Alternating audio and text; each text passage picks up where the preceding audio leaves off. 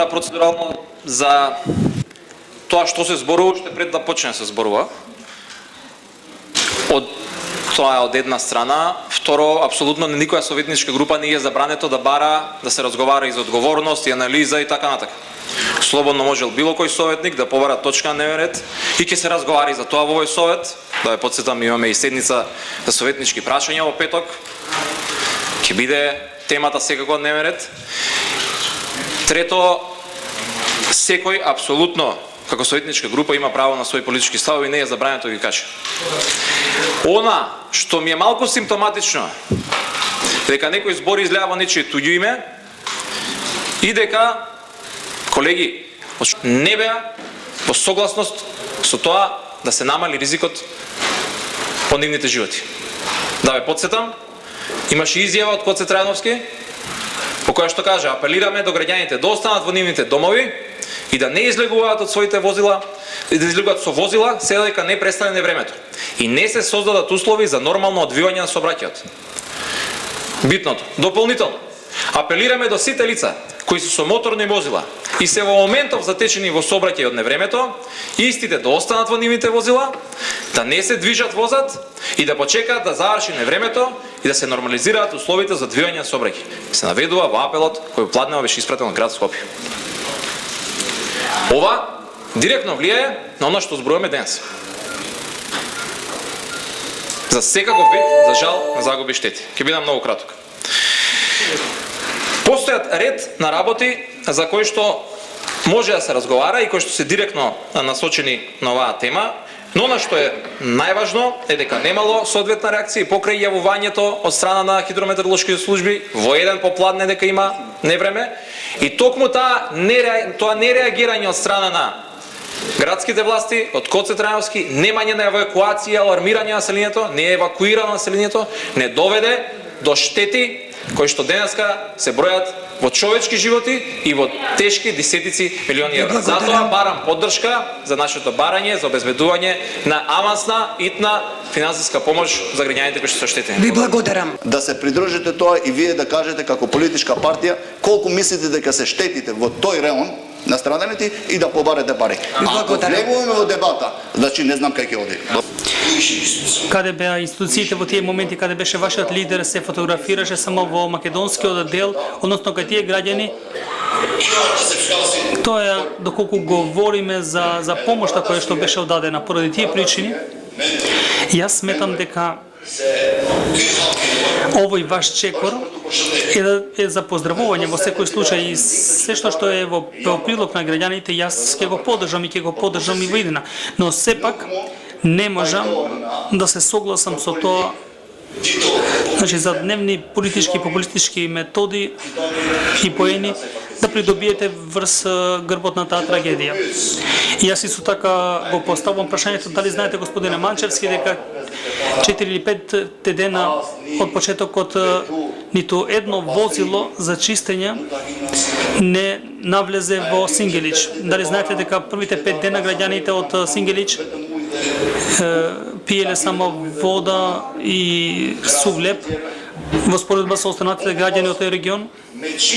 И јас имав стотини причини, имав за барање да побарам вондерна седница, но сепак не сакав да ја злоупотребам таа ситуација.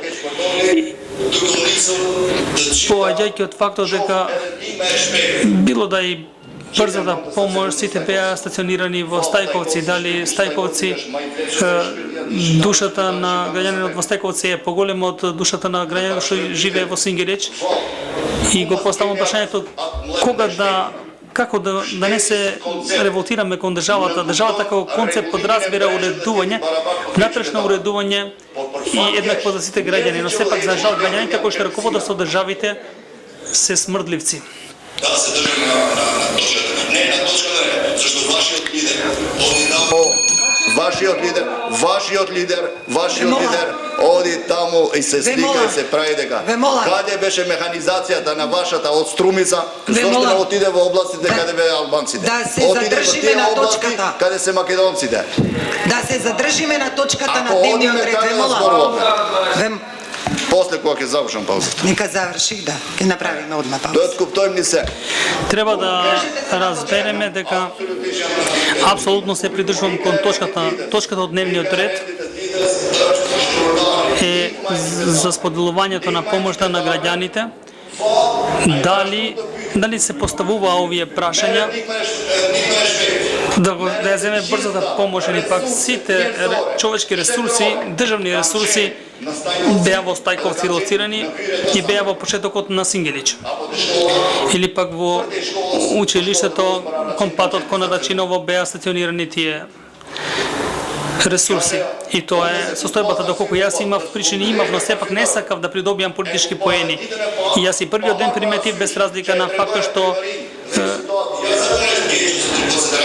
Косе Терановски ја прикажа таа ситуација од граѓаните, значи тој го презеде тој подвиг, но сепак причините кои што се поврзани со моите забелешки дека не е работено во таа насока, затоа што проблемите со канализацијата и со атмосферската канализација се веќе 5 години се присутни во Сингелич.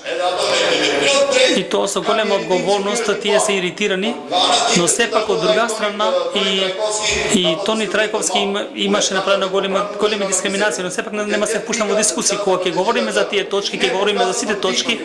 Ние сега говориме за финансиската помош, зашто вие не ја критикувате Црвениот крст затоа што се стационирани само во македонскиот дел од граѓаните. Зошто сите транспортери и средства за чистење се навезени во Сингелич по 15 години, 15 дена. Зошто се повлечени? Дали знаете каква е состојбата таму? Сега е катастрофа во и до денеска во Сингелич. Ниту не е чистено 30 или 40% од штети, од хаосот. Тоа е најголемата забуда. Јас тоа лично го велам. Тоа ми создава одвратност и адверзија кон државата, иритираност. Но некако држава како концепт кон луѓето кои што раководат, затоа што сите говорат и придобиваат политички поени во вакви ситуации. И поради таа причина, јас сметам дека еднаш и за секогаш било кој да е, дали се вика Али или Коце,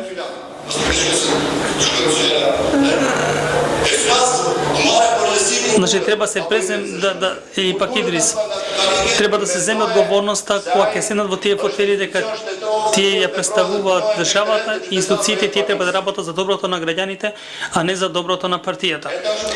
И сега го поставам прашањето зошто што сторите вие како политичка партија тој ден, колку пати бевте таму и колку помош сте поделиле во тие моменти.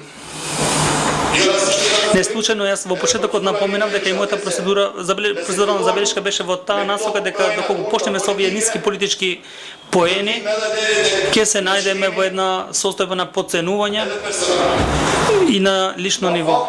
Поради фактот што не може вашиот лидер повеќе да ги сака албанците. Ниту јас повеќе не ги сакам македонците од вас персонално. Тоа е моето мислење, мојот став. Што ги сакаш? Тоа е мој лично, можам да а јаш персонал. Тоа е мој став. Вие не знам кај живеете, воопшто не ме интересира кој сте вие. Дали знаете со кого говорите и разговарате во моментот? Ќе ве замолувам да не правиме политички поени на оваа седница. Тим уште доста ќе се дискутира.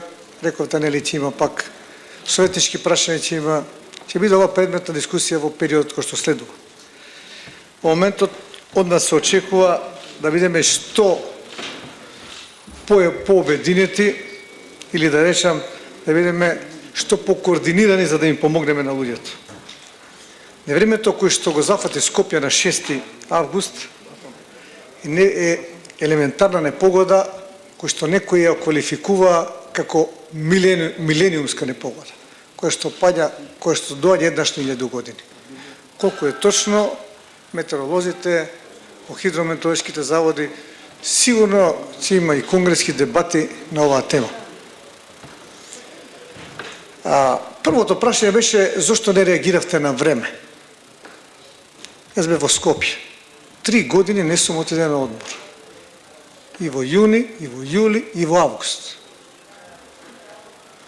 Јас бев на терен веднаш во градскиот дел, веќе тука првен почна по значи по овие црни точки, да речеме, или точки критични да ги речам при поплавите.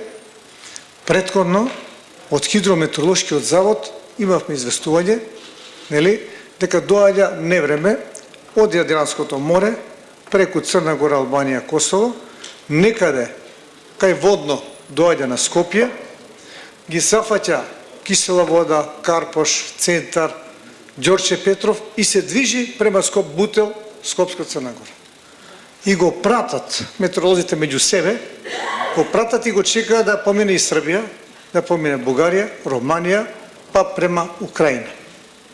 И се случува, според кажувањето на хидрометеоролозите, еден природен феномен. Во моментот кога облакот е над Скопска Црна Гора, во делот на Смилковци, Срешево, Винич, Страчинци и Брњарци, над 500 метри, не на врвот на планината, заради тоа што ние бевме на врвот, гледаме дека немало воопшто дошт, туку 500 метри. Некаде малку го фаќа Булачани, ама не го фаќа многу, бејќи имаше само мало меден пат кој што беше малку прекинат. Значи, станува еден природен феномен каде што воздушно-водената маса застанува и тука се истура целата маса, облак 12 км висок, 4 км и повеќе долг. За многу кратко време, 15-20 минути, огромна маса паѓа на таа територија. Ние, кога ја дознавме таа информација, веднаш после отидовме на последна 45 минута, после ќе се вратам на тоа. Таа огромна маса, со огромна брзина, почнува ги зафаќа при новие населени места. Сакам да потенцирам дека ова е во руралниот, во селскиот дел. Ние минатата година имавме во Срешево фекалната се направи. Беше направена, меѓутоа сега ми че беше покрај каналот, разрушена и поново ќе, наверојатно со овие средства ќе се прави. Толкава водена маса за толку краток период, некој велат околу 100.000 литри на метар квадратен во тој мал период. Друго е 100.000 литри да ти паднат за 48 часа, друго да ти паднат одеднаш. Толкава водена маса на толку мала површина, нема фекални канализации, нема атмосферски канализации, нема канали што може да ја прифатат.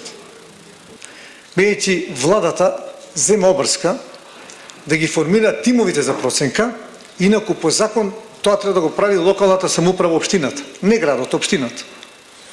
Градот праќа членови, така беше и кога бев јас во Газибава градоначалник, и од таа штета, откако ќе проценат комисиите на општината, доставуваат барање до владата и до градот колку може да помогнат. Меѓутоа, во ваквиот случај, со оглед на тоа што несреќата беше од вакви димензии, се направи исто како во Тетово и во Куманово. Значи, комисиите и проценките, комисиите за проценка ги формираше владата на Република Македонија. И тоа е добро. Заради тоа што формирајќи комисиите и проценките, значи ја превзема обрската за целосна исплата на средства. Жал ми е што господинот Рана не е тука, ова е реплика на неговата дискусија, но што можам да го кажам е дека немам други изборови, освен дека најдрско лажеше. Најдрско лажеше. Но нема да спаднам на нивото на неговата дискусија. Сите прашања што ги има, требаше да ги постави до власта, а не до опозицијата. Меѓутоа, очигледно нарачката од Коце Трајановски била таква и ќе морал тоа да го каже. Опозицијата не може да ги замени институциите на системот, се уште. Но последните фери демократски избори, да, ќе ги замениме и работите многу подобро ќе функционираат. Тогаш, господин Рана и сите кои сакате, како и Коце Трајановски кој многу често сака да прашува што направил СДСМ, ќе прашувате што прави СДСМ и новата власт за овие работи. Клучното прашање што не слушнав став, одговор, ни политички поедини, ни неполитички, ни лични, кај градоначалникот, ни ништо. Дали господинот Рана и нејата советничка група ќе го поддржат барањето за неповратна линеарна без разлика националност, вера, социјална, економска припадност, помош на настраданите граѓани, без разлика кои си и што се, од 90.000 денари од буџетот на градот Скопје.